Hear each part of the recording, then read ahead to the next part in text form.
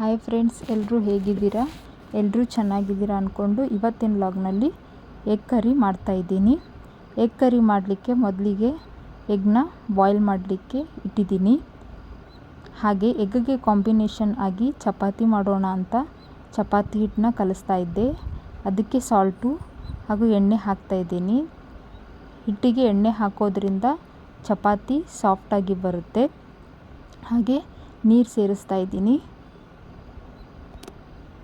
ನೀರು ಸೇರಿಸ್ಬಿಟ್ಟು ಚಪಾತಿನ ನಾವು ಎಷ್ಟು ಚೆನ್ನಾಗಿ ನಾದ್ತೀವೋ ಚಪಾತಿ ಅಷ್ಟು ಸಾಫ್ಟಾಗಿ ಬರುತ್ತೆ.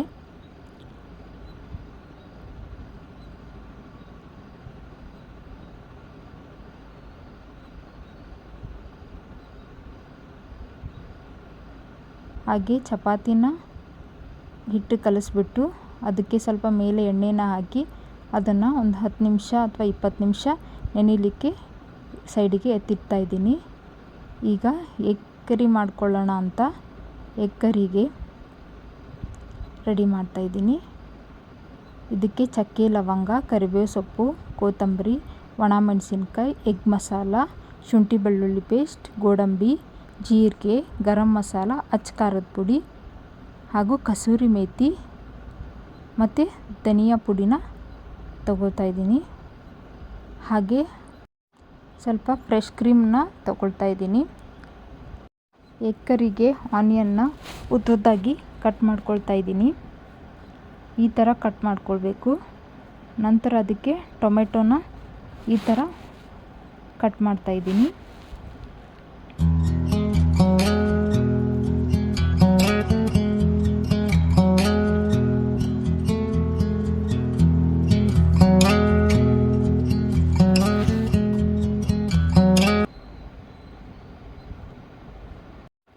ಈಗ ಆನಿಯನ್ ಮತ್ತು ಟೊಮೆಟೊನ ಹೆಚ್ಚಿಬಿಟ್ಟು ರೆಡಿ ಮಾಡ್ಕೊಂಡು ಇಟ್ಕೊಂಡಿದ್ದೀನಿ.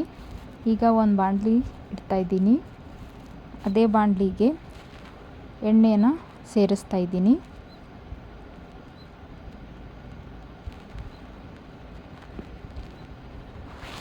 ಎಣ್ಣೆ ಸೇರಿಸ್ಬಿಟ್ಟು ಅದು ಬಿಸಿ ಆದಮೇಲೆ ಅದಕ್ಕೆ ಆನಿಯನ್ ಕಟ್ ಮಾಡಿದ್ವಲ್ಲ ಅದನ್ನು ಸೇರಿಸ್ತಾ ಇದ್ದೀನಿ.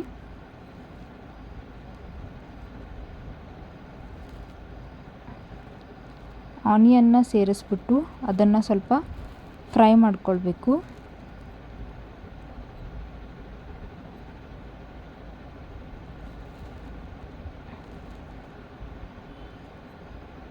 ಅದು ಫ್ರೈ ಆದಮೇಲೆ ಅದಕ್ಕೆ ಚಕ್ಕೆ, ಲವಂಗನ ಸೇರಿಸ್ತಾ ಇದ್ದೀನಿ.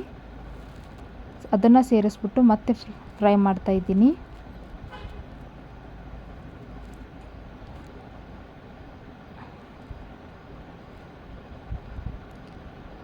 ಈ ಥರ ಫ್ರೈ ಆದಮೇಲೆ ಅದಕ್ಕೆ ಜೀರಿಗೆ ಸೇರಿಸ್ತಾ ಇದ್ದೀನಿ.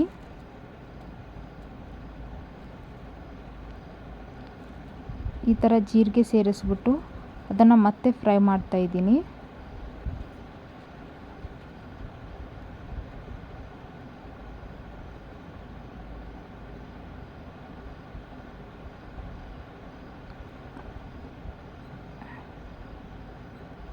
ಇದೆಲ್ಲ ಫ್ರೈ ಆದಮೇಲೆ ಅದಕ್ಕೆ ಟೊಮೆಟೊನ ಸೇರಿಸ್ತಾ ಇದ್ದೀನಿ. ಟೊಮೆಟೊ ಹಸಿ ವಾಸನೆ ಹೋಗೋ ತನಕ ಫ್ರೈ ಮಾಡಬೇಕು. ಆದಷ್ಟು ಮೀಡಿಯಮ್ ಫ್ಲೇಮ್ನಲ್ಲೇ ಇಟ್ಕೊಂಡು ಫ್ರೈ ಮಾಡಬೇಕು.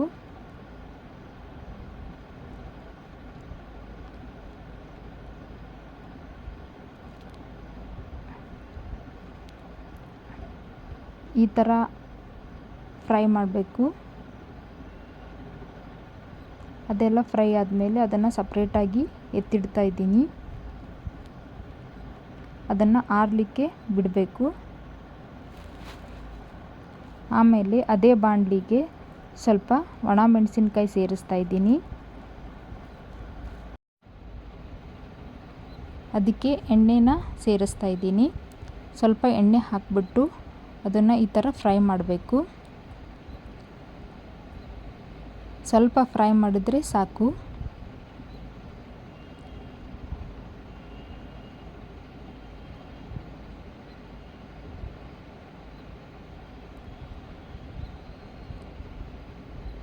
ಅದನ್ನು ಫ್ರೈ ಮಾಡಿ ಅದನ್ನು ಎತ್ತಿಟ್ಕೊಳ್ತಾ ಇದ್ದೀನಿ.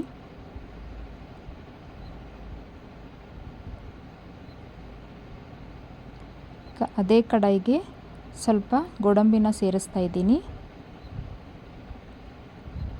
ಗೋಡಂಬಿನ ಜಾಸ್ತಿ ಫ್ರೈ ಮಾಡಬಾರ್ದು, ಲೈಟಾಗಿ ಫ್ರೈ ಮಾಡ್ಕೊಳ್ಬೇಕು. ಆಮೇಲೆ ಅದನ್ನು ಸಪ್ರೇಟಾಗಿ ಎತ್ತಿಟ್ಕೊಳ್ತಾ ಇದ್ದೀನಿ.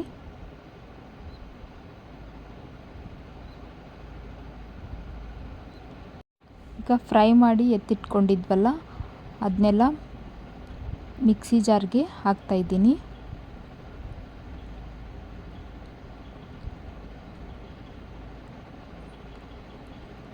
ಹಾಗೆ ಇದಕ್ಕೆ ಸ್ವಲ್ಪ ಕೊತ್ತಂಬರಿ ಸೊಪ್ಪನ್ನು ಸೇರಿಸ್ತಾ ಇದ್ದೀನಿ. ಹಾಗೆ ಕರಿಬೇವು ಸೊಪ್ಪನ್ನ ಹಾಕ್ತಾ ಇದ್ದೀನಿ.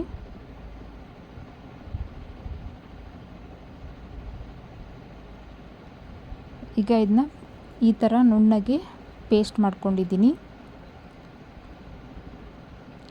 ಈಗ ಅದೇ ಬಾಣಲಿಗೆ ಎಗ್ನ ಈ ಥರ ಕಟ್ ಮಾಡಿಬಿಟ್ಟು ಆ್ಯಡ್ ಮಾಡ್ತಾ ಇದ್ದೀನಿ. ಎಲ್ಲ ಎಗ್ನ ಈ ಥರ ಆ್ಯಡ್ ಮಾಡ್ತಾ ಇದ್ದೀನಿ. ಅದಕ್ಕೆ ಸ್ವಲ್ಪ ಅಚ್ಚ ಖಾರದ ಪುಡಿನ ಸೇರಿಸ್ತಾ ಇದ್ದೀನಿ. ಹಾಗೆ ಸಾಲ್ಟನ್ನು ಸೇರಿಸ್ತಾ ಇದ್ದೀನಿ. ಆಮೇಲೆ ಇದನ್ನು ಸ್ವಲ್ಪ ಫ್ರೈ ಮಾಡ್ತಾ ಇದ್ದೀನಿ.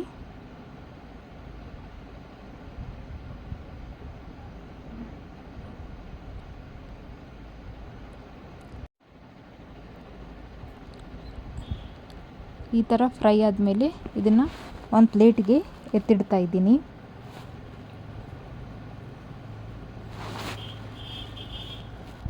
ಈಗ ಅದೇ ಬಾಣಲಿಗೆ ಸ್ವಲ್ಪ ಎಣ್ಣೆನ ಸೇರಿಸ್ತಾ ಇದ್ದೀನಿ.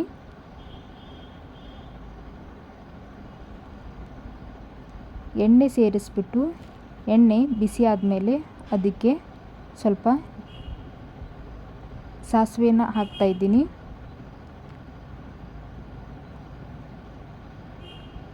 ಹಾಗೆ ಅದಕ್ಕೆ ಸ್ವಲ್ಪ ಜೀರಿಗೆನೂ ಸೇರಿಸ್ತಾ ಇದ್ದೀನಿ.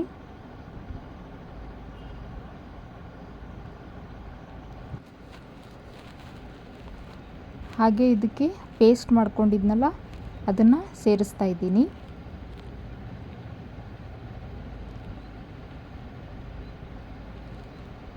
ಪೇಸ್ಟ್ನ ಸೇರಿಸ್ಬಿಟ್ಟು ಸ್ವಲ್ಪ ಫ್ರೈ ಮಾಡ್ಕೊಳ್ಬೇಕು.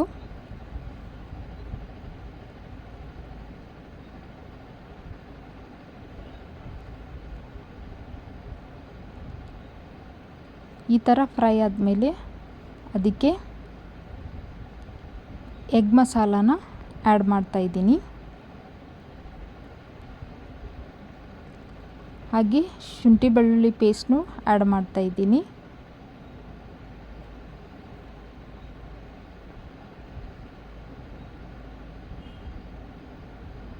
ಹಾಗೆ ಧನಿಯಾ ಪೌಡರ್ನು ಆ್ಯಡ್ ಮಾಡ್ತಾ ಇದ್ದೀನಿ.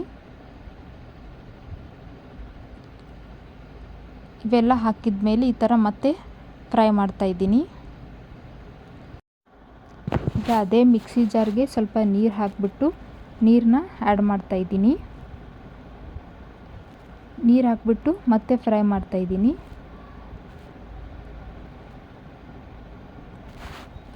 ಅದು ಫ್ರೈ ಆದಮೇಲೆ ಅದಕ್ಕೆ ಗರಂ ಮಸಾಲಾನ ಸೇರಿಸ್ತಾ ಇದ್ದೀನಿ.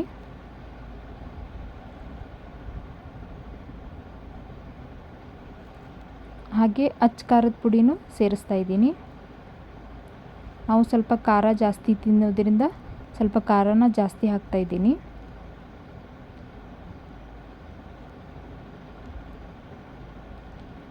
ಖಾರ ಹಾಕಿದ ಮೇಲೆ ಮತ್ತೆ ಮಿಕ್ಸ್ ಮಾಡ್ತಾ ಇದ್ದೀನಿ.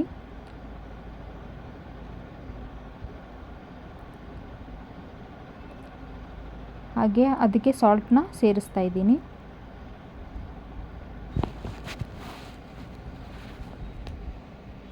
ಸಾಲ್ಟ್ ಹಾಕಿಬಿಟ್ಟು ಮತ್ತೆ ಮಿಕ್ಸ್ ಮಾಡ್ತಾ ಇದ್ದೀನಿ.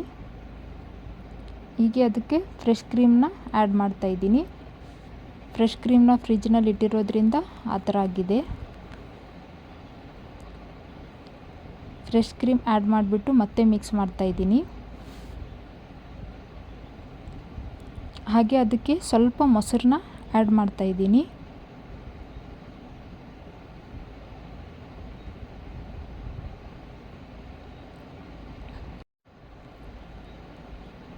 ಹಾಗೆ ಅದನ್ನು ಸ್ವಲ್ಪ ಬೇಯಲಿಕ್ಕೆ ಬಿಟ್ಬಿಟ್ಟು ಅದಕ್ಕೆ ಆಗಲೇ ಕಟ್ ಮಾಡ್ಕೊಂಡಿದ್ವಲ್ಲ ಆ ಎಗ್ನ ಸೇರಿಸ್ತಾ ಇದ್ದೀವಿ.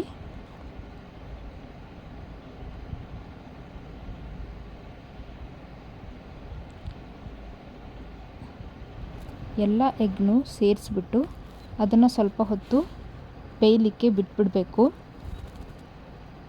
ಅದು ಬೆಂದ ಮೇಲೆ ಇದಕ್ಕೆ ಕಸೂರಿ ಮೇಥಿನ ಹಾಕ್ತಾಯಿದ್ದೀನಿ. ಕಸೂರಿ ಮೇಥಿನ ಹಾಕಿಬಿಟ್ಟು ಸ್ವಲ್ಪ ಬೇಯಲಿಕ್ಕೆ ಬಿಟ್ಬಿಡ್ತಾ ಇದ್ದೀನಿ. ಈಗ ಎಗ್ ಕರಿ ರೆಡಿ ಆಯಿತು.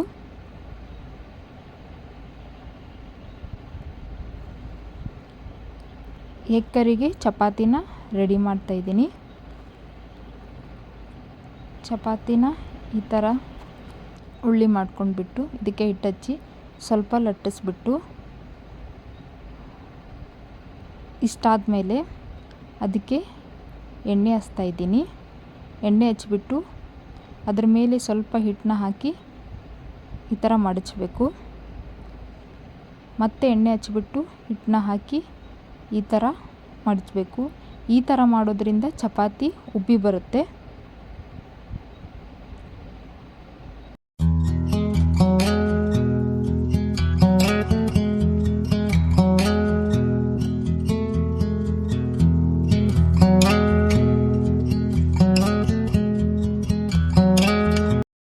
ಆಮೇಲೆ ಚಪಾತಿನ ಈ ಥರ ಎಣ್ಣೆ ಹಾಕಿ ಎರಡು ಸೈಡು ಬೇಯಿಸ್ತಾ ಇದ್ದೀನಿ. ಎಗ್ ಕರಿಗೆ ಚಪಾತಿ ಕಾಂಬಿನೇಷನ್ ಸೂಪರ್ ಆಗಿರುತ್ತೆ. ಹಾಗೆ ಎಲ್ಲ ಚಪಾತಿನೂ ರೆಡಿ ಮಾಡ್ಕೊಳ್ತಾ ಇದ್ದೀನಿ. ಇವತ್ತಿನ ವ್ಲಾಗ್ ಇಷ್ಟೇ. ಇವತ್ತಿನ ವ್ಲಾಗ್ ನಿಮಗೆ ಇಷ್ಟ ಆಗಿದ್ದರೆ ಪ್ಲೀಸ್ ಕಮೆಂಟ್ ಮಾಡಿ, ಲೈಕ್ ಮಾಡಿ, ಹಾಗೆ ಸಬ್ಸ್ಕ್ರೈಬ್ ಮಾಡಿ. Thanks for watching.